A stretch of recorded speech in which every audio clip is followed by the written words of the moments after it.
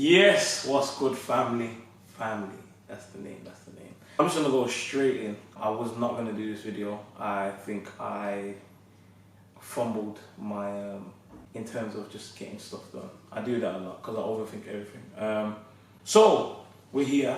We're at a very dear place of mine. I won't give out my location, but if you know, you know. And the one thing I want to talk about is who is Ash, who is Imran, and what is going on. And I'm sure everybody wants to know, because there's been rumors going around that I've quit music. Let's talk about why I've quit music. In a nutshell, where do I even start? Yay. It's been a long time coming. I know people say that, but it's definitely been a long time coming. I've been through quite a bit. I've tussled through a few situations, and the first thing I'm going to talk about is the music situation. I won't go into detail into anybody else's life, but I'm going to talk about mine. I suffered with anxiety. I think around the times where there was a lot going on with Lottoboyzz. It made me realize my path that I'm supposed to be taking, because everybody has different paths. Everybody has similar dreams, but there's many different paths to take. And for me, I chose this path because it's deeper than the surface. But the reason why I chose this path is because I feel like there is no other path for me. I got to the place where I was doing things and things were failing, and doing more things and things were failing. But one thing I didn't forget is the night where I heard God's voice clearly for the first time, and I ignored it. Shortly after I ignored God's voice, a lot of things started happening with Lottoboyzz, my life. At the time, I wasn't going to church at all. And the Lord said something to me, and I followed just that. And shortly after that, everything went. I won't talk about everything in this video. I'll do another video at some point talking about everything. And I want to give everyone a fair chance to talk about their stories as well. But as for me, I was told to leave Lottoboyzz a long time before. Like, God gave me a few chances to leave, and I just ignored it. I just ignored him. And things were working, but then I wasn't feeling great. I just didn't feel great. I woke up just feeling shattered. Even though we had a great show, I'll just wake up feeling like out of place. Almost like I need air. Do you get what I mean? And I find it funny that I remember somebody said to me, if you feel that this isn't your place, or you feel out of place, then get in place. And then they told me, get in line. I didn't listen to that either. There's been many things that happened to me, and I know there's a lot of people that have had this experience where they go into church or different churches that they've never been before, and people will call you out. People will call you out of your seat. Not altar call, because you didn't turn up to altar call, but someone called you out of your seat. There's been many cases where there's a time where I was suicidal also while I was doing Lottoboyzz, and I was at a bridge, and as I was about to put my leg over, my phone rang, but the vibration was so prominent that I jumped back because I was scared. I took my phone out, and it was my mum calling me. And my mum said to me, she said, in her voice, she said, "Ian, where you be?" You get me? She asked me where I am. For those who don't understand, the patois. She asked me where I am, and I said, "Oh, I'm just walking back." I didn't know what to say to her, and she cut me off and said, "Im," because my name's Imran, which I'll get onto in a second. She said, "Im, come home." The way she said it, I understood in my spirit that this was not my mom. Because who in the world told my mom? Who called my mom to call me? And for that alone, I ran home, crying my eyes out. And when I got in, she didn't say a word. She didn't ask me what was going on. She just felt in her spirit that something was off. Yeah. My dad also felt something was off as well. Really and truly, God bless my parents, man. I just pray that I can shower them with as more than what they've ever given me. Do you get me? Some people say, "Oh yeah, but you know, you don't owe us nothing." Not me. Me, I owe my parents. But yes. So shortly after that day, carried on through Lottoboyzz and whatnot. I'm just trying to give little pictures without giving too much information so we can actually talk about it another day. So fast forward to the breakup. So we broke up, as Lottoboyzz we broke up, and I decided to carry on doing music. As I was carrying on, I realised, yo, I still felt out of place and it wasn't making sense to me at all. It was not making sense to me at all, and I wasn't listening. But many times, I've always heard people, when people call me my real name Imran, I got offended. So we broke up, I was still being called Ash, and when people call me Imran, I just didn't like hearing it. It just made me feel strange. And I was always conscious why. And then going through, how do I say, like different gospel events, going to a few of my mentors' events, who is Apostle Emmanuel. He has mentored me from the time when I was blessed by Apostle Augustus to go to the prophetic school. I didn't want to go there, I'm not gonna lie. And then shortly after that, I promise you I'm gonna tell all of the stories in different videos, but not this one. This is just the intro, and I'm gonna answer some of the questions that I have on this app. What's it called? NGL. Yeah, NGL app. So fast forward after the prophetic school, I thought to myself, I don't understand this, whatever this prophetic thing is. I've heard it from when I was younger. People have prophesied over me and told me, they've called me so many things, and at this age I'm like, if they knew what I was doing outside, they wouldn't call me no man or boy. But then I didn't realize, I didn't understand you know, when someone speaks, these are saying, oh, you're gonna lead nations. I'm thinking, me, after I just follow everybody. I was thinking, these are liars. When I look back now, I'm saying, hey, look at the truth unfolding. So shortly after that, I continued to get a mentorship from Apostle Emmanuel, and he's also started up a new leadership group called Lions Network. Especially for a man, that would be very good. I'm going to do another video. I've got so much videos to do. Hey, this is a video. But we fast forward through all of that, and I got to the place where I was like, okay, you know what? I don't know where I'm going, but Lord, I trust you. And this was about, let's say, like last year. This was last year around mid-October. I said, I don't know what I'm doing, but Lord, I trust you.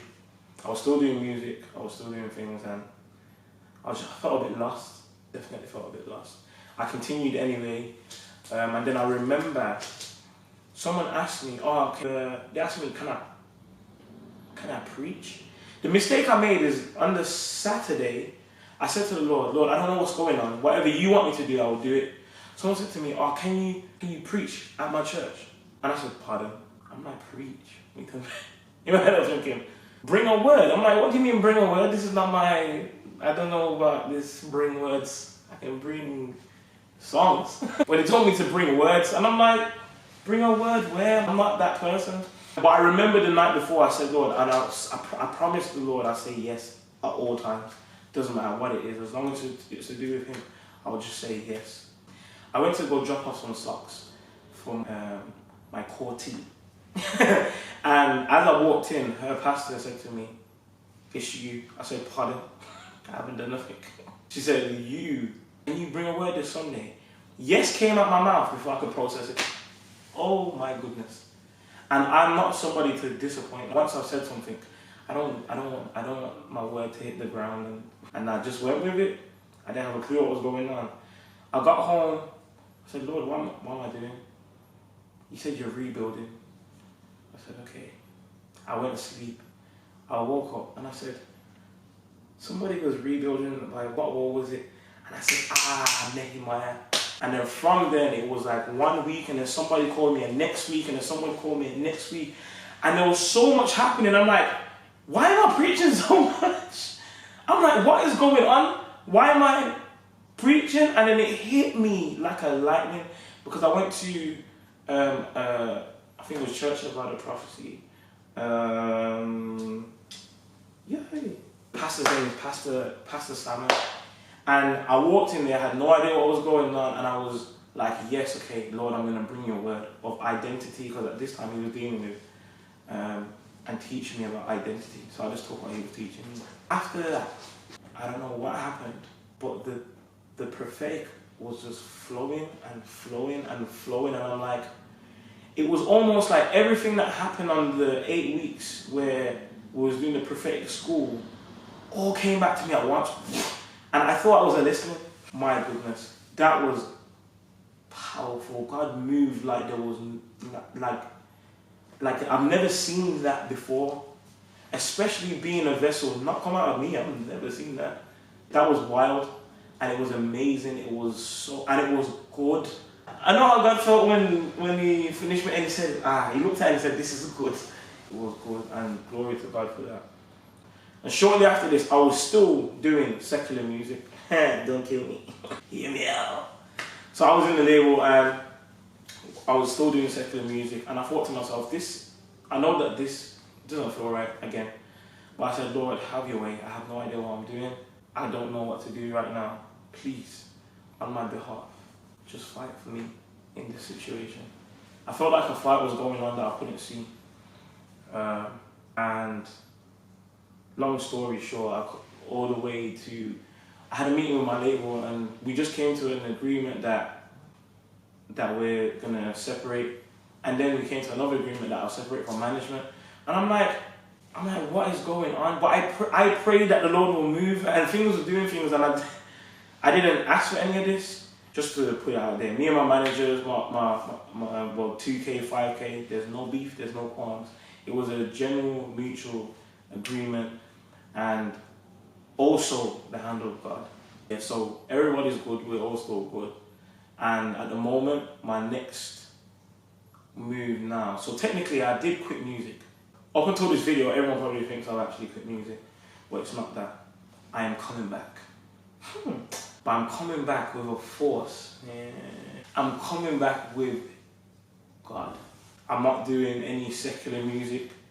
In terms of one of my fears were, no one's gonna support me, and then I had to catch myself and say, are you doing it for yourself? And it was never about me. It's no longer about me. So I'm going with this with my whole heart, mind, body, and soul. And I'm just going to do what the Lord's telling me to do, which is fully devote everything to Him. I've devoted my music to Him now. And I think that was the last thing that was literally left. It was just music. Because I was doing everything else, preaching, blah, blah, blah, going around, evangelizing,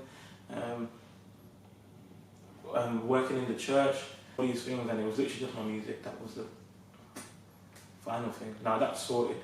I'm here. My name is no longer Ash. My name is Imran. That is Imrhan. That is my birth name. So if you don't want to know why I'm taking Ash away and I'm being called Imran, I went to a 12-hour night of prayer. I'm held by Elder Charlotte Reed, and again, I was minding my business. And the Lord saw it fit that she spoke to me, and she came over to me and said these words. I need to speak to your spirit for a second. I said, I remember after a short while, she asked me, what's your name? I said, Ash. She said, no, what's your original name? I said, Imran. The whole room started saying, Imran. I said, oh. But as it was calling me, I can't explain what it was. And it was more than a feeling, it was a knowing from in my spirit, my inner man. And it was calling me, Imran. I started weeping like a child. And I had a quick flashback of when times in school, when I told everyone, no, don't call me Imran. And I tried my best to change my name, call me Imi. I tried everything. Throughout my whole life, I've always said, don't call me Imran, call me this, don't call me this. And I get why. The meaning of Imran is exalted nation. My goodness. And I didn't know this until today, because a lady came over and said, Elder Charlotte, this is the meaning of his name. Exalted nation. Let me actually get the meaning of. Hey, there's more than this one. It means exalted nation, prosperity and happiness. My goodness. Deep. It hit me. It hit me in a place that I can't see. It hit me in here. And I haven't quit music, I've just quit secular music. But I'm pushing forward with this, with gospel, because this is me. And I always tell people, like, whether I'm evil or whether I'm good or whether I'm bad, I will be who I actually am at the time. I cannot fake. I'm not a good faker. I'm actually not a good faker. So, yes, music is coming out and we'll pursue that with everything that we have. So, family, I need you lot to support the movement, because it's going to be a movement. Big things are coming, man. Big things are coming. So, without further ado, let's get on to the questions from the NGL app. Alright, cool. NGL. I must be for NG. Does NGL mean not gonna lie? Yeah. Not gonna lie app. Sick. Alright, cool. Let's start with this one. Save my life, I paid the price.